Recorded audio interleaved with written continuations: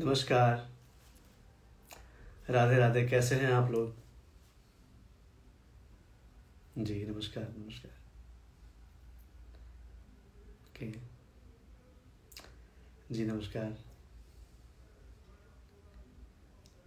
Hello प्राप्ति।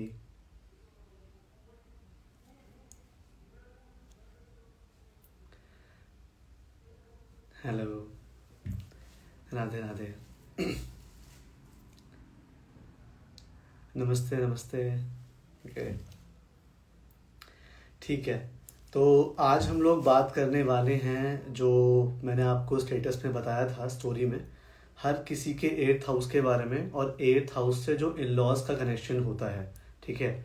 हम लोग एक एक प्लैनेट के बारे में बात करेंगे, हर एक प्लैनेट के बारे में बात करेंगे कि कोई भी जो प्लैनेट है एट्थ हाउस में वो कैसा कैसा आपको रिजल्ट देगा। ठीक है। ताकि आप सब लोगों को उस चीज़ का आंसर मिल जाए। और अगर उसमें युतियां भी होती हैं, राइट, से एक से अगर ज़्यादा प्लैनेट हैं, ठीक है, तो उस टाइम पे कैसा रिजल्ट देता है। स्पेशली ये इन लॉज वाला जो पार्ट था वो बहुत ज़रूरी है लड़कियों के लिए, या those who are just getting married. Because as an astrologer मेरे पास बहुत सारे ऐसे केसेस आते हैं कि हर एक चीज़ ठीक चल रही है हस्बैंड वाइफ के बीच में, बट फैमिली की वजह से बहुत सारी चीज़ें डिस्टर्ब हो जाती हैं। ठीक है। तो आपको देखना चाहिए यहाँ पे कि आपका एट्थ हाउस, मतलब जो आपका ससुराल है, वो कैसा रहने वाला है और क्या क्या चीज़ों को आपको जो सावधानी है वो बरतनी चाहिए। यहाँ पे लगन कुंडली की बात हो रही है, नवमांश कुंडली की बात नहीं हो रही है। तो हम प्लैनेट बाय प्लैनेट बात करते हैं जिससे आप लोगों को समझने में आसानी हो। और अगर लेट से प्लैनेट की युतियां हैं तो एक साथ आप दोनों रिजल्ट भी देख सकते हैं। फॉर एग्जाम्पल किसी का अगर चंद्रमा और शुक्र बैठा है तो वहाँ पे चंद्रमा का भी देखिए, साथ साथ में शुक्र का भी देखिए, तो उससे आपको आसानी रहेगी देखने में।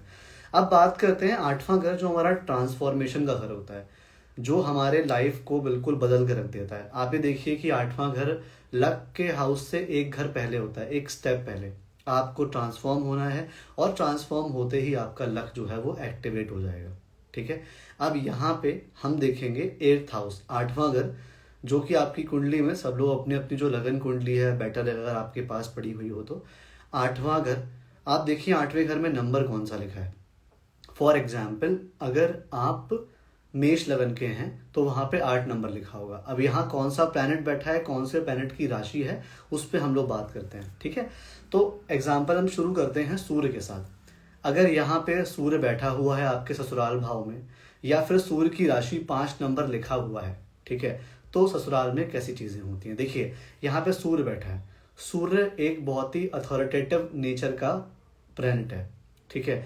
जो भी आपका ससुराल होगा, हो सकता है वहाँ पे कोई बहुत डोमिनेटिंग पावर हो सकता है, आपके ससुर जी हों, या फिर हो सकता है आपका हस्बैंड ही बहुत डोमिनेटिंग पावर लेके वहाँ बैठा हुआ हो, और उसके हिसाब से ही आपको वहाँ चलना पड़ता है। लेकिन वो गलत नहीं होता। अब जैसे सूर्य कौन सी राशि में है ये देखना बहुत मैटर करता है। अगर वो सही राशि में, अच्छी राशि में है, तो जो उसका अथॉरिटेटिवनेस है वो सही चीज़ के लिए होगी, अदरवाइज वो गलत चीज़ के लिए हो जाएगी। हो सकता है आपके ससुराल में कोई ऐसा पर्सन हो जो गवर्नमेंट जॉब कर रहा हो, या गवर्नमेंट से जुड़ा हुआ कोई भी काम कर रहा हो, ये हो सकता है। बस आपको क्या करना है, आपको बहुत नियम से रहना है और पंक्चुअलिटी का ध्यान देना है। अगर वहाँ पे आपने लेजीनेस दिखाई, वहाँ पे आपने अपने अलावा नहीं दूसरों के बारे में बहुत सोचना शुरू किया, दूसरों से मतलब है कि दुनियादारी से ज़्यादा आपने कनेक्शन रखा ससुराल के अलावा, तो उन लोगों को वो चीज़ जो है वो प्रॉब्लम दे सकती है। क्योंकि सूर्य है, वो अपना स्टेटस बना के रखते हैं, अपना रिस्पेक्ट बना के रखते हैं। अगर कोई भी चीज़ जो डिसरिस्पेक्ट से जुड़ी हुई है, अगर आप वो करेंगे तो आपको अपने ससुराल में उस चीज़ को लेकर प्रॉब्लम हो सकती है। अब बात करते हैं चंद्रमा की। चंद्रमा जो कि बहुत सॉफ्ट प्लैनेट है, बहुत ही इमोशनल प्लैनेट है। अब अगर आपके एट्थ हाउस में चंद्रमा बैठा है, या फिर चंद्रमा की जो राशि है 4 नंबर वो लिखा हुआ है, तो ऐसे में क्या होता है, देखिए इमोशनल बहुत होते हैं ससुराल वाले। अब वो इमोशन कैसे हैं, सही हैं या बुरे हैं, वो मैटर करता है कि चंद्रमा कौन सी राशि में बैठा हुआ है। अब जैसे चंद्रमा बैठा हुआ है स्कॉर्पियो में, तो जो वो इमोशन है वो हिडन है। आपको बहुत ज़्यादा कम्युनिकेट करना पड़ेगा अपने ससुराल वालों से, आपको बहुत बात करके उनसे बातें निकलवानी पड़ेगी। दे विल अज्यूम अलॉट, वो लोग कन्वर्सेशन नहीं करेंगे, अज्यूम बहुत ज़्यादा करेंगे। Also they all will want कि आप सब पे अच्छे से ध्यान दो। फॉर एग्जाम्पल आपकी शादी हुई है और आपके हस्बैंड की 2 सिस्टर्स हैं, वो चाहेंगी कि मेरी ये वाली बहन, मतलब वो मुझ पे भी ध्यान दे और मेरी छोटी वाली बहन पे भी ध्यान दे। मतलब वो चाहते हैं कि इमोशनल जो फुलफिलमेंट है वो आपसे जो है वो एक्सपेक्ट करेंगे यहाँ पे। तो आपको बहुत ज़्यादा इमोशनल जो कनेक्शन बनाने वाली बात होती है वो होगा। अगर वहाँ पे आप सेपरेट होने वाली चीज़ों का बात करेंगे, अगर वहाँ पे आप अलग अलग होने की बात करेंगे, तो उन लोगों को वहाँ पे अच्छा नहीं लगेगा। वो लोग अज्यूम बहुत करेंगे और साथ साथ में कन्वर्सेशन नहीं करेंगे। तो जितना ज़्यादा आप कन्वर्सेशन करेंगे, जितनी बातें करेंगे, जितनी उनको अश्योरिटी देंगे चीज़ों को लेके, उतना आपके ससुराल में वो चीज़ आपको अच्छा फल देगी। अब आ जाते हैं तीसरे प्लैनेट पे जो होता है मंगल। अब देखिए, मंगल की एनर्जी है, मंगल एक फाइटर है, मंगल एक कंपटीशन है, ठीक है। तो वहाँ पे कॉम्पिटिटिवनेस थोड़ी सी हो जाती है ससुराल में। हो सकता है एक बहुत से नियम, एक सेट ऑफ रूल्स के साथ रहते हो, सेट ऑफ पंक्चुअलिटी के साथ रहते हो, और हो सकता है वहाँ पे डोमिनेट करने का ट्राई करा जाए आपको। तो अगर आप वहाँ पे उनके हिसाब से चलेंगे, या फिर अगर आप ये पहले से एक्सपेक्टेशन सेट कर लेंगे कि ठीक है आपके नियम क्या हैं, आपके रूल्स क्या हैं, मुझे बता दीजिए, तो वो उतनी प्रॉब्लम वहाँ पे नहीं आएगी। कोई ना कोई ससुराल में डोमिनेट करने वाला होगा ही होगा। अगर आपके मंगल बैठा है या फिर मंगल की राशि फर्स्ट नंबर लिखा है या फिर 8 नंबर लिखा है, तो ये वाले चांसेस यहाँ पे आएंगे ही आएंगे। ऐसे लोगों को अपना गुस्सा बहुत काबू में रखना चाहिए। अगर आप एंगर से अपने ससुराल वालों को डील करने का ट्राई करेंगे, आप नहीं जीत पाएंगे वहाँ पे। आप जितना ज़्यादा सॉफ्ट तरीके से बात करेंगे, जितने प्यार से बात करेंगे, प्यार से ही जीता जा सकता है। आप लड़के वहाँ पे नहीं जीत सकते, इस चीज़ का आपको ध्यान रखना है। अब बात करते हैं मंगल के बाद जो प्लैनेट आता है वो आता है राहु। अब राहु अगर यहाँ बैठ गया है, राहु का कोई नंबर नहीं होता, कोई राशि नहीं होती। अगर राहु यहाँ पे बैठ गया तो देखिए, आपके अगर 8th हाउस में राहु है तो आपके 2nd हाउस में केतु बैठा है। इसका मतलब किसी ना किसी कारण से आप अपने घर से दूर रहते होगे, ठीक है। जो आपका घर है वहाँ से दूर रहना हो सकता है, आपको आपके परिवार से दूर रहोगे, तो आपको अपने ससुराल में बहुत ज़्यादा जुड़ के रहना पड़ता है। ससुराल पे बहुत ज़्यादा ध्यान देना पड़ता है, बिकॉज वहाँ पे क्या है, वहाँ पे ऑब्सेशन बैठा हुआ है आपका, ठीक है। अच्छा, राहु जिसका भी 8th हाउस में हो, बिकॉज राहु एक बहुत ही इल्यूजन वाला प्लैनेट है। तो जब भी आप शादी करें, बहुत अच्छे से देखें कि जहाँ पे आपकी शादी हो रही है, क्या वो लोग सच में ही वैसे हैं जैसा बताया गया है। एक बार क्रॉस चेक जरूर करना चाहिए जहाँ भी आप शादी कर रहे हो। अगर आपका पर्सन ड्रिंक या स्मोक करता है, कुछ भी ऐसा करता है आपका हस्बैंड, तो उस चीज़ का बहुत ध्यान देना है। वो वहाँ पे बात करनी है, किस लिमिट में वहाँ पे वो चीज़ हो रही है। अगर आप उससे ओके नहीं हो तो आपको वो चीज़ बिल्कुल भी एक्सेप्ट नहीं करनी है, क्योंकि अगर ऐसा करोगे आप एडजस्ट नहीं कर पाओगे और एंड में चीज़ें खराब हो जाएंगी, ठीक है। अब बात करते हैं, राहु यहाँ पे बैठा है, राहु के बाद जो नेक्स्ट प्लैनेट आता है वो आते हैं गुरु। अब अगर गुरु यहाँ पे बैठा है तो ये अच्छा ट्रांजिशन है। आप एक ऐसी जगह जाएंगे जो आपके स्टेटस से, आपके हो सकता है इवन जो कास्ट वाली बातें या फिर कल्चर वाली बातें, वहाँ से आप रिच कल्चर में जा रहे हैं, बहुत बढ़िया कल्चर में जा रहे हैं आप। बट वहाँ पे अनऑर्थोडॉक्स, मतलब जो ऑर्थोडॉक्स चीज़ें होती हैं, नियम हो सकते हैं, बहुत रीति रिवाज हो सकते हैं, आपको बहुत रीति रिवाज जो है वो मानने चाहिए वहाँ पे, ठीक है। अब हो सकता है आप उन चीज़ों को ना मानते हो, आप इतना पूजा ना करते हो, आप इतने धार्मिक ना हो, लेकिन वहाँ जाके आपको होना पड़ेगा, विच इज़ नॉट बैड, ठीक है। थोड़े से नियम कानून वहाँ पे होंगे, पुराने रीति रिवाज, पुराने ख्याल के लोग हो सकते हैं, लेकिन इंटेंशन उनकी बुरी नहीं होगी। हो सकता है आपके ससुराल में कोई ना कोई ऐसा पर्सन हो जो कोई टीचर रहा हो, या कोई जो ब्राह्मणों वाला काम होता है, एस्ट्रोलॉजी करना है, कुछ भी ऐसा करना है, वो वाली चीज़ें भी हो सकती हैं अगर गुरु वहाँ पे बैठा है। लेकिन ये बुरा नहीं है, अगर गुरु आपके 8th हाउस में है तो वो ट्रांजिशन अच्छा है। अगर वहाँ पे आप अच्छे से एडजस्ट करते हैं तो आपका लक बहुत ही अच्छे से एक्टिवेट होता है, ठीक है। अब गुरु के बाद जो प्लैनेट आते हैं वो आते हैं हमारे शनि महाराज। देखिए, शनि जो है वो आइसोलेशन है, ठीक है।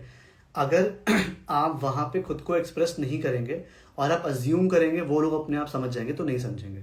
क्योंकि ऐसा देखा जाएगा, जब आपका ससुराल वाले घर में 8वें घर में शनि बैठा हो, तो हो सकता है आपका जो हस्बैंड है, ठीक है, आपके जो हस्बैंड होते हैं, ठीक है, वो भी अपने फैमिली से उतना ज़्यादा जुड़ के ना रहते हों। आइसोलेशन वाला स्टेट वहाँ पे बहुत हो जाता है, ठीक है।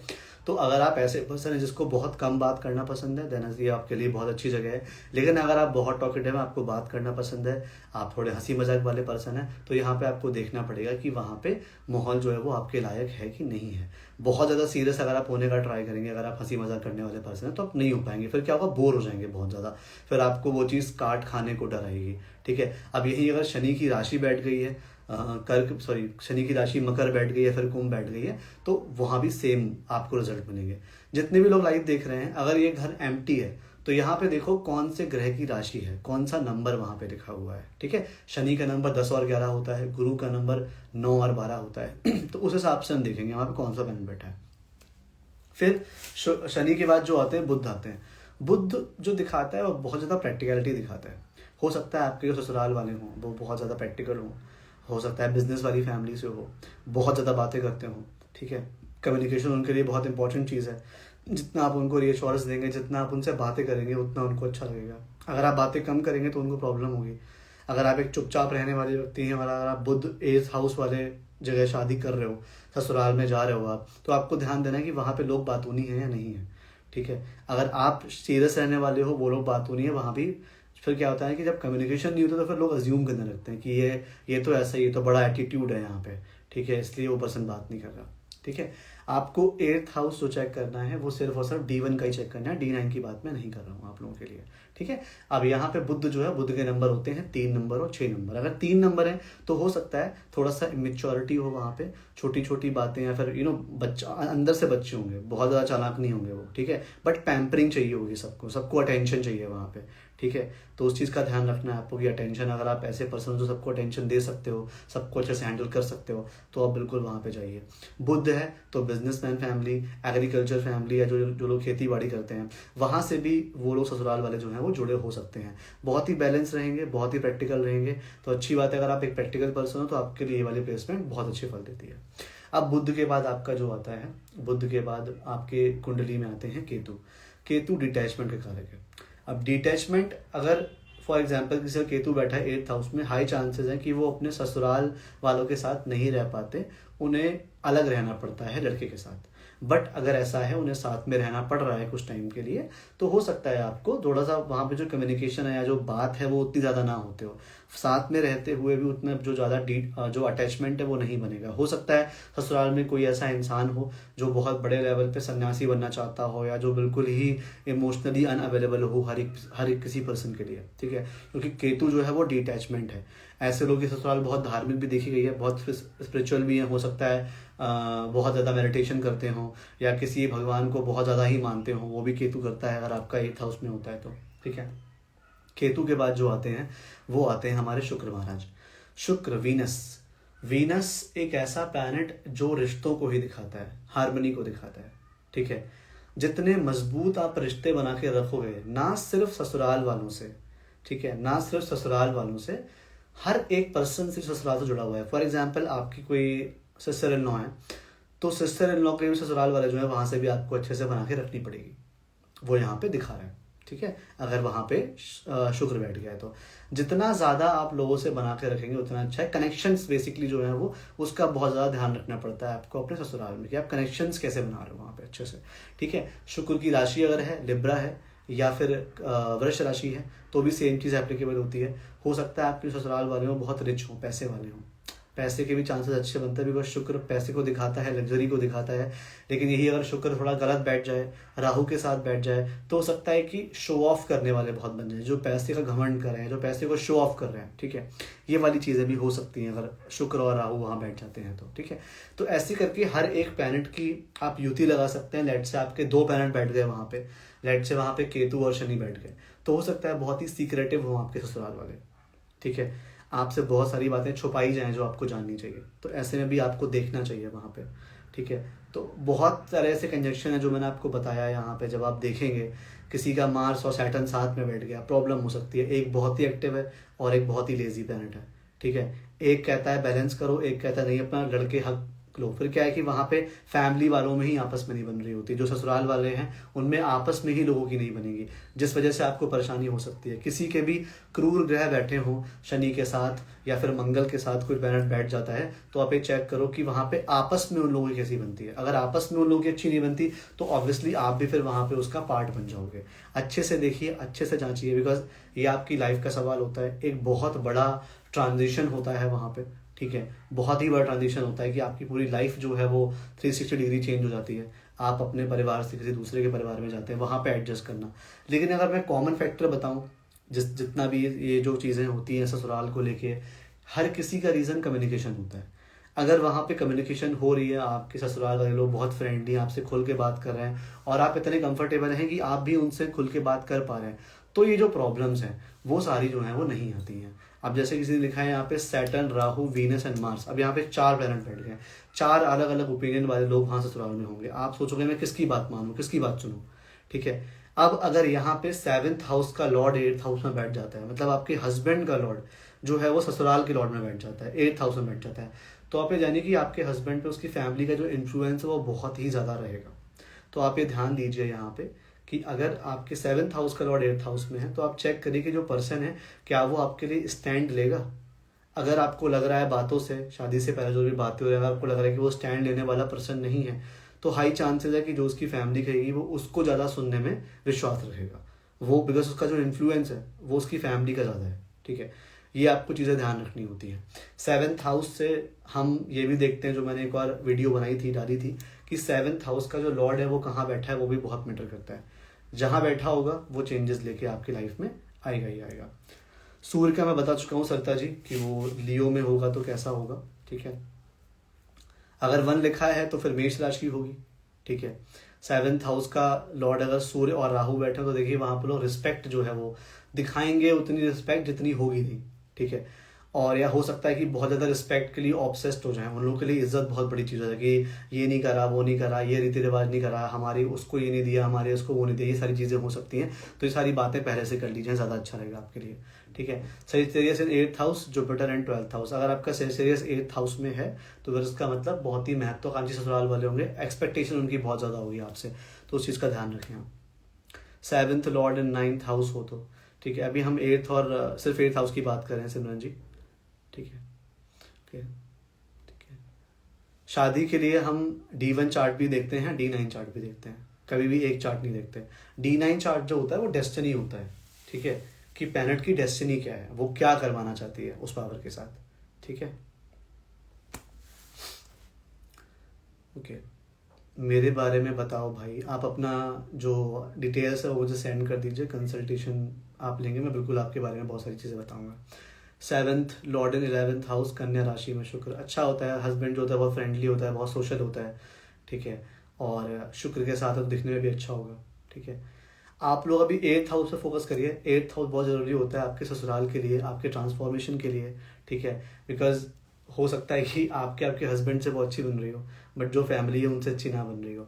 मैं तो इवन शायद ये भी सजेस्ट करूँगा कि आप लोगों को अपनी जो कुंडली है वो लड़के की जो मदर है या जो फादर है उनसे भी मिलवा लेनी चाहिए। Because see, at the end of the day आपकी कंपेटेबिलिटी उनसे भी चेक होनी चाहिए, राइट। तो इस चीज़ का आप ज़रूर ध्यान दें। और कुंडली मिलान ऐसा नहीं कि वो सिर्फ हस्बैंड के बीच में और वाइफ के बीच में होता है, कुंडली मिलान हर किसी के बीच में हो सकता है। इवन दोस्तों के बीच में भी कुंडली मिलान हो सकता है कि उन लोगों की कंपेटेबिलिटी कैसी है। ठीक है, हर किसी का पर्पस शादी करना नहीं होता। हर किसी को अगर कंपैटिबिलिटी देखनी हो अपने पार्टनर की, इवन जैसा बिजनेस शुरू करने जा रहे हो अपने पार्टनर के साथ, अगर उसके साथ भी आपको कंपैटिबिलिटी चेक करनी है तो फिर आप गुण मिलान वाली जो चीज़ है वो आप कर सकते हो, उससे काफ़ी अच्छा आपको फल मिलेगा। आपका ससुराल जैसा होगा आप अपने 8th हाउस में देखिए जानवी जी, अब मुझे बताइए, मैं आपको बिल्कुल बताऊंगा। ठीक है, मरकरी अगर 8th हाउस में है तो ट्रांसफॉर्मेशन होगा, कम्युनिकेशन, बातें बहुत करनी पड़ेंगी। अगर आप बहुत चुप चुप रहने वाले इंसान हैं तो इस चैलेंज को आपको फेस करना पड़ेगा। ठीक है, अगर मैं बात करूं कि आप पे कैसा असर डालता है 8वां घर, तो 8वां घर ट्रांसफॉर्मेशन का होता है। जो भी राशि, जो भी प्लैनेट वहां बैठे हैं, उस चीज़ से आपको ओवरकम करना होता है। अगर वो आप ओवरकम नहीं करेंगे तो फिर आपका ट्रांसफॉर्मेशन नहीं हो पाएगा। फॉर एग्जाम्पल, किसी का शनि बैठा है और अगर आप बहुत ज़्यादा आलस कर रहे हो, बहुत ही आलस से आपके मन में है, तो वो प्रॉब्लम करेगा। आलस से दूर रहिए, कंसिस्टेंसी बना के रखिए। एकदम जो होता है ना कि एक स्टर्बननेस की, हाँ जिद है, गिव अप नहीं करना है। ठीक है, अगर वो वाली चीज़ करेंगे तो बहुत अच्छा फल देगा। तो जो प्लैनेट आपका 8th हाउस में बैठा होता है, ठीक है, वो आपसे ट्रांसफॉर्मेशन मांगता है कि मुझ पे काम करो। ठीक है, जितना अच्छे से काम करोगे उस पर उतना ही अच्छा आपको रिजल्ट मिलेगा वहाँ पे। ठीक है, कूल। ठीक है, तो आज हमने 8th हाउस के बारे में बात करी बहुत अच्छे से, और आप लोगों को जान के अच्छा लगा होगा कि हर एक प्लैनेट के बारे में बात हुई है। मैं इस लाइव का जो वीडियो है वो डालूंगा, अगर किसी ने लेट ज्वाइन करा, उसमें कोई प्लैनेट मिस हो गया, मैंने हर एक प्लैनेट के बारे में बताया है। ठीक है, आप उसको देख सकते हैं अच्छे से, और प्लीज़ मुझे कमेंट में बताइए कि आप कितना रिलेट कर पाए उन चीज़ों से। ठीक है, ट्रांजिट चार्ट के लिए मैटर नहीं करता, ट्रांजिट चार्ट अलग होता है। ठीक है जी, ओके, थैंक यू एवरीवन, बहुत अच्छा लगा आप लोगों से बात करके। धन्यवाद, राधे राधे।